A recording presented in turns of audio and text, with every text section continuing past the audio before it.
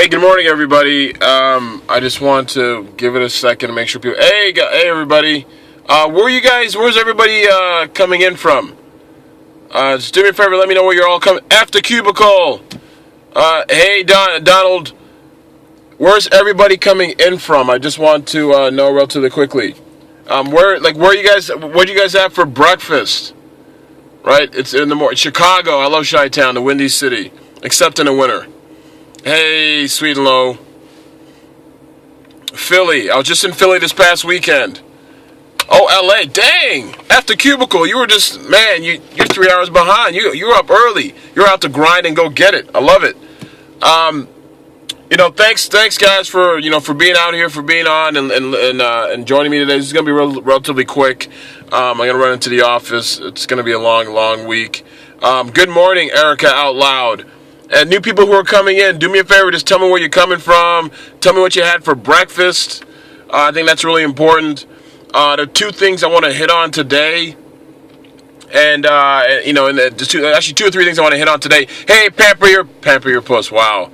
I get that's that's early, but yeah, we'll take it. Hey, Maya. Maya E. Lewis. And Vicky. Hey, Vicky. Hey, Totally Laura had a smoothie and a coffee. That's awesome. Hopefully not together. I look like your cousin. Much your cousin. Good morning. Coming down from... Hey, West Virginia. I like West Virginia. That's awesome. I was just there a few months ago. Sophia from New York. That's awesome. Hey, Joni Perez. Orlando. All right, Orlando's cool. Didn't eat breakfast. Shame on you. Never seen me before. Good. You're in for a wild ride. I'm going to pour some cold water in your face. That's what I'm doing. First time, yes, totally. The first time catching me live. I've seen a bunch of your scopes. You're so awesome. I did an interview last night with Ariel Fry, and that was phenomenal. A lot of people, some people who were on here today were on that last night, so it's awesome. You can go check out the replay. Oh yeah. But you're phenomenal, totally, Laura. Like, I love your stuff. I love the stuff that you show. And that reflector app thing, I learned that from you. So at some point I'll start doing that as well. Hey, Trini lady, thank you. Yes, thank you, Stephanie. You are awesome. You're hilarious. Yes, that late night scope was hilarious. Yes, sending ratchet ebooks. Yes, that was hilarious. But thanks so much for being on here, guys. Thank you. Hi from Minnesota. Minnesota. Now's the time to go to Minnesota because it's not freezing. It's nice. I am on Twitter. It's the same handle. It's ebongeka. Actually, literally the same handle. So it's all the same. That same thing. My Instagram. Same thing. Thank you, totally, Laura. Again, guys, follow Laura. She's follow everybody on here. You guys follow each other. You guys are hilarious. And join together. And Hillary, that's who you are. Hillary from Minnesota. I remember you, Hillary. From way back, Hillary Thompson. So yes, I have this ability to remember people's handles and names and where they're from, even if it's been years. That's just kind of who I am. Yes, so I remember all that. Hey, Amber Grace, everybody, follow each other, share this, connect. But there's a few things I want to talk to you guys real quickly before I go into the office. Yes, that's super handy in here. Yes, I completely agree. I want to talk to you guys about a few things today about how committed are you to your goals, and I want to talk about your energy level and how that puts it, because this came up to me. My eyes are barely open. It's awesome. Well, I'm going to wake you up, Amber. I'm going to wake you up. I'm going to pour cold water on you and be like, oh my gosh, this guy is out of control. I'm glad my message resonated with you. I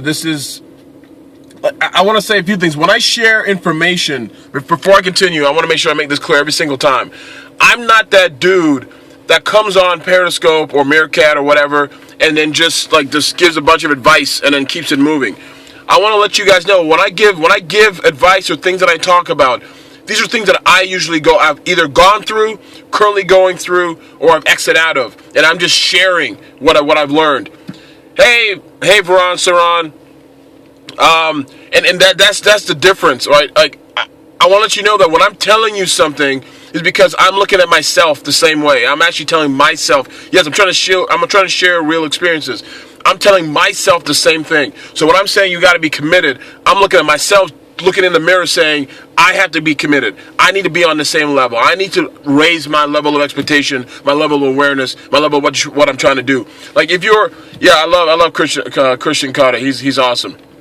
And so in my mind, what I'm trying to do is I'm trying to live by the principles that I share with you guys, because I'm not. This is not about faking. You'll see the authenticity in people if they're trying to live what they're trying to share with you. So that's exactly what I'm trying to do. And that's basically it. And when I give information, when I give advice, it's coming from reference experiences. Yes, Trini lady, my website is my first name and my last name, so it's ebongeka.com. Yes, thank you, Lo.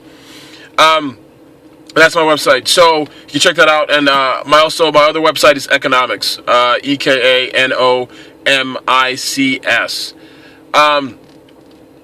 And yeah, thank you guys. And I'm looking. I didn't even say I had a heart challenge, but just give me a bunch of hearts. And where am I from? I'll tell you. Let me tell you who I am before I go into my principles real quickly. It's not going to be a long periscope. I'm a CPA. I'm also an author. I've been always doing strategy, business coaching, life coaching, but now I've actually made it into a thing. I'm originally from Nigeria. My parents are Nigerian, but I was born and raised in Toronto, Canada. That's where I grew up most of my life. I lived in Nigeria for a couple years when I was a kid. And now, now I live in the Washington, D.C. area. So that's what I am. That's what I do. And I call myself the Prince of Pricing. Hi, Michelle. No, I'm not from Lagos. Well, my mom is half Yoruba, but no, she's half Yoruba, but I'm actually, majority of my family from Akwa Ibom State. Part Yoruba, I'm like literally 1/4 Yoruba, if not 1/8 Yoruba, not even barely Yoruba. I don't speak Yoruba at all.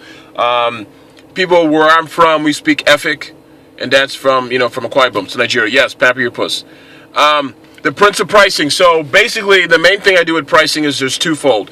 Is what I noticed when I wrote my book, Start Me Up, the No Business Plan, you can find it on Amazon, bestseller, all that stuff, was that one thing I noticed with dealing with a lot of small businesses and people starting businesses and freelancers is that they struggled with pricing. And I also realized that when you struggle with pricing, your ability to make money exponentially diminishes, right? It decreases big time. Because if your pricing's not right, you're not basically telling your customer how convicted you are to the product. They don't believe that your product can solve a problem.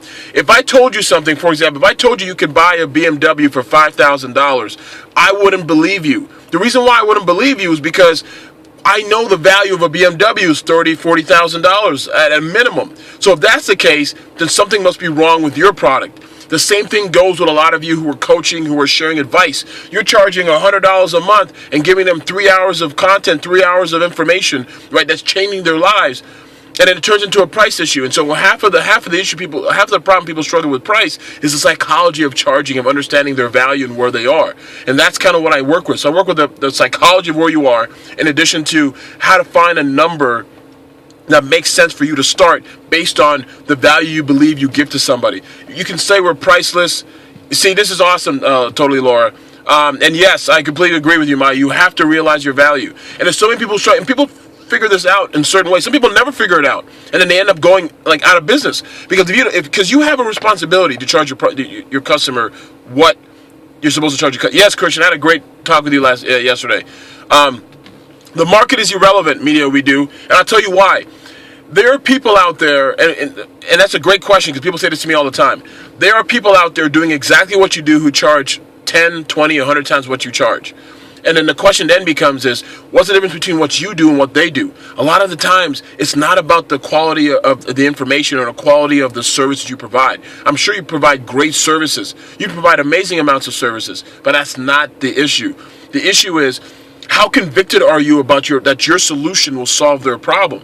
A lot of the people don't, and we struggle with that. So when you have resistance from a customer, so one of the problems is how they set their price. The other problem is how they collect their money, right? They'll do the work, and then the client will be like, I don't want to pay you. They push stuff off, all the other nonsense. The market, the only reason why the market plays a huge role in your pricing is if you treat yourself like a commodity. And by that I mean, you're in competition with other people, rather than you being a unique brand that brings value and service to the lives of your potential clients. And so what happens? So a quick solution to that is you have to be more results oriented. Talk about what you provide to them, what solutions they'll get, what they're going to get from working with you. And not so much the things, right? People list benefits all day long, but nobody gives a crap about benefits. I can find benefits all over the place. It's how you position your offer, how you anchor your pricing and your offer and the value they get. But more importantly, when somebody comes to you, what are they going to get? I don't want to hear this list of stuff you're going to give me. What I want to know is, am I going to find that mate or that love person? Am I going to be able to buy that house that I want to buy? Am I going to be able to make more money and then live a life that I want to live? Whatever it is. Exactly. Don't sell benefits and features. It's about the transformation. Exactly. In life, I always say, you go from two things in life to get anything you want is transportation and transformation. Transportation is movement and transformation is change. And you have to focus on those two areas when you're dealing with pricing and the psychology of it. So we talk about psychology of pricing, how you set your prices based on what you do and what value you bring. The next step is finding the price based on the market, which starts out. That's the starting point, right? And then the other part is finding out how to position your offer in a way that you find conviction. Because this is what happens. I can come in here and tell you to raise your prices to $1,000 per whatever, right? As an example. Say you charge $100, per month, and I say raise it to $1,000. You can go do that. You go raise it to $1,000, but you don't believe that you deserve to. You don't believe you deserve to get $1,000. So what ends up happening is when your customer pushes back on you, which they all will, you won't handle the objection accurately. You won't handle the objection correctly. You'll say, oh, well, maybe you're right. I'll cut it to 10%, 30%, 50%. Next thing you know, you're right back to where you started. That is a psychological cycle that has to be broken. It's not your fault. No one teaches you these things. And so that's kind of why that happens. If you don't believe it, you fall like a paper plate, like a piece of paper. If you go to a Maserati dealership, right, and you say to them, it's a $150,000 car, but how about I just pay you, $30,000 for this new Maserati? They won't even laugh at you. They'll call security to drag you out. They won't even ask you to walk out. They'll drag you out because they know they don't have to change. They know they don't have to cut their prices. The people lining up trying to buy their cars, Maybach or Maybach, Mercedes-Benz, they're not sitting there doing the same thing. They laugh at you. If you don't even know, if you have to ask the price, you can't afford it. That's exactly how the type of conviction you have to have when you're working with your customer. It's hard. I had a client I dealt with where I did something for Bank of America. You can go looking for it on YouTube. I did a webinar with them, and initially they came to me with some price, and it was a little lower than I wanted. And I said, no, this is the number. And if this is not the number, then I'm not the person you need to work with. Now, I'm not saying that's always going to work. But I had conviction in what I believed that I was worth.